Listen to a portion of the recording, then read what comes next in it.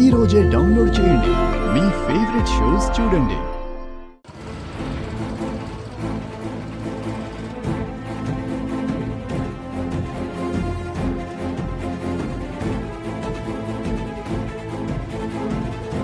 పిన్ని మీనంతో చేతులు కలుపుతుందని కలలో కూడా అనుకోలేదు దాత్రి. ఒక పోలీస్ ఆఫీసర్గా ఇది నిజమని తెలిసినప్పటికీ ఈ ఇంటి కొడుగ్గా అది అబద్ధమైతే బాగుంటుందనిపిస్తుంది. ఇప్పుడు నాకేం చేయాలో కూడా అర్థం కావడం లేదు.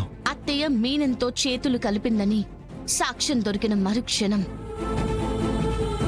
నేనైతే అరెస్ట్ చేస్తాను కేదార్.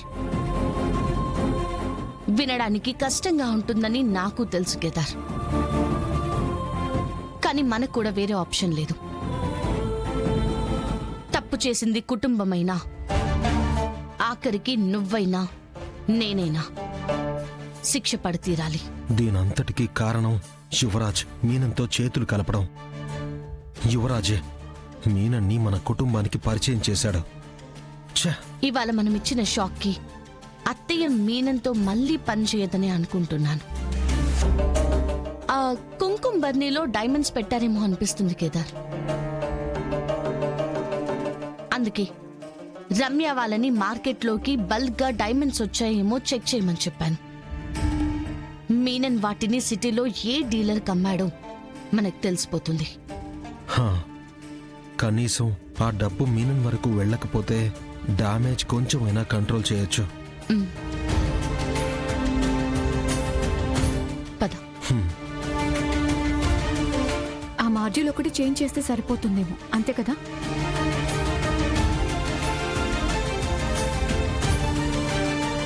వచ్చారా? రండి రండి, మీకోసమే ఎదురు చూస్తున్నాం.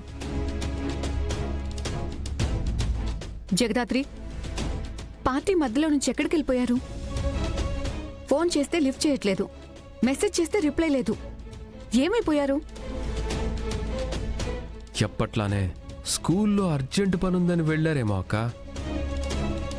ఇవాళ సండే యువరాజ్, ఆ కారణం ఎలాగూ చెప్పలేరు. చెప్పండి, ఈసారి ఏ కారణంతో వెళ్లారు? ఏ అబద్ధం చెప్పి మమ్మల్ని మోసం చేయాలనుకుంటున్నారు?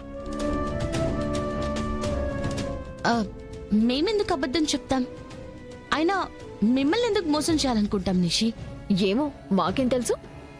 మీరిద్దరూ బయటికి వెళ్లి ఏం వెలగబెడుతున్నారో మాకెలా తెలుస్తుంది? నిషిక, నువ్వాగు. ఎక్కడికి వెళ్ళారో అడుగు, కానీ ఇలా అరవకు.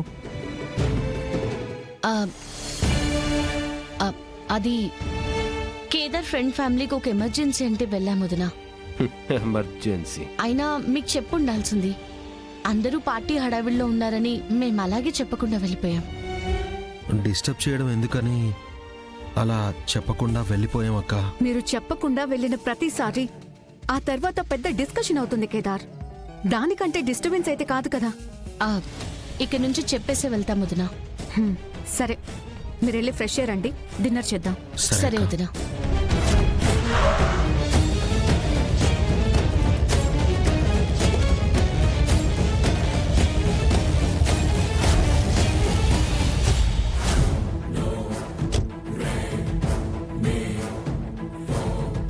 యువరాజ్, బాబాయ్,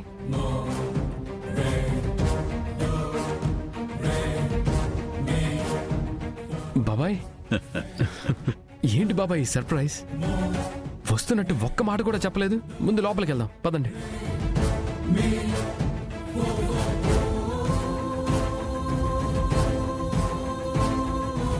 బాగుండారా మరిది గారు? బాగున్నాను వదినా. బాగున్నారు మావయ్య గారు? బాగున్నాను తమ్ముడు. ఏంట్రా, పొద్దునే మాట్లాడినప్పుడు కూడా వస్తున్నట్టు చెప్పలేదు?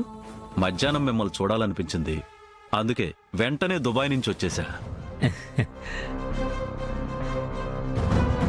ఎలా ఉన్నారు బాబాయ్?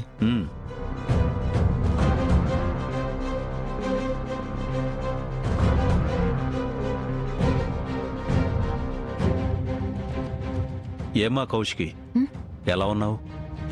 బాగున్నాను బాబాయ్. ప్రయాణం బాగా జరిగిందా మామయ్య గారు? వదినా, మీ ఆరోగ్యం ఎలా ఉంది?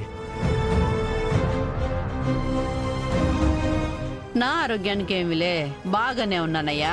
కానీ ఇంట్లో పరిస్థితులే ఆస్తులు బాగోలేవు. ఇక్కడ ఏది ఇంతకు ముందులా లేదు మావయ్య గారు. బయటి వాళ్ళకున్నంత విలువ కూడా ఇంట్లో వాళ్ళకి లేదు. విలువ ఎవరి హక్కు కాదమ్మా. దాన్ని దక్కించుకోవాలంటే ఒక అర్హత ఉండాలి. అనయ్య, నేను ఇలా అడుగుతున్నానని మరోలా అనుకోకండి. వీళ్ళకి ఏం అర్హత ఉందని నువ్వు కౌశికి వీళ్ళని నెత్తిన పెట్టుకుంటున్నారు?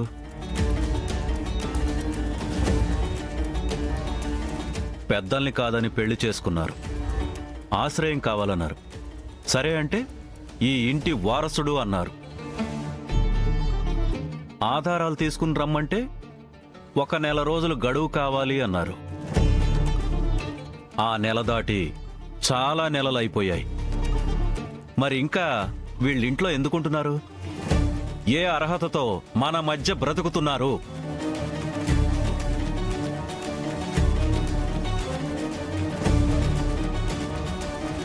ఇట్టా నిలబెట్టి అడిగి కడిగి పడేసేవాళ్ళు లేకనే ఇన్నాళ్ళు మన మీద అరిసుండారు కదా. ఇప్పుడు మరిది అడిగేదానికి సమాధానం దొరక్క ఉక్కిరి పిక్కిరి అయిపోతారు చూడమ్మి. వాళ్ళు ఏమైనా కాని ఇంట్లో నుంచి పంపించేస్తే అది చాలు కదత్తయ్య. ఆ తర్వాత వదినొక వైపు, మనం ఒకవైపు. మెల్లగా అక్కని పక్కకి పెట్టి అప్పుడు నేను మొదలు పెడతాను ఎవరు చూడని అస్సలైన ఆట.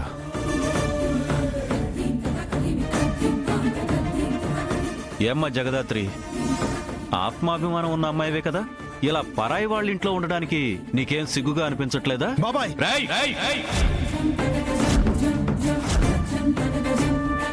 ఎవ్వడ్రా నీకు బాబాయ్? నీకు బాబాయ్? నీకు బాబాయ్? నీకు బాబాయ్?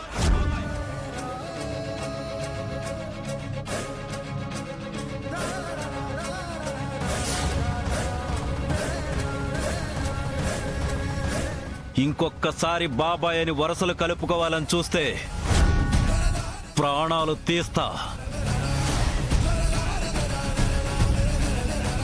నీలాంటి వాళ్ళు నెలలు కష్టపడినా మా ఫ్యామిలీలోని ఏ ఒక్కరి పిఏ అపాయింట్మెంట్ కూడా తీసుకోలేరురా.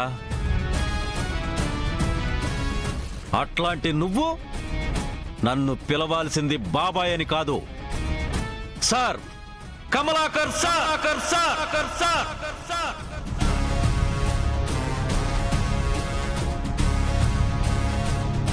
మావయ్య గారు ప్లీజ్ గొడవలొద్దు. మీతో గొడవ నేనెందుకు పడతానమ్మా? మా అన్నయ్య అన్నారు కదా అర్హత అని, అది మీకు లేదు.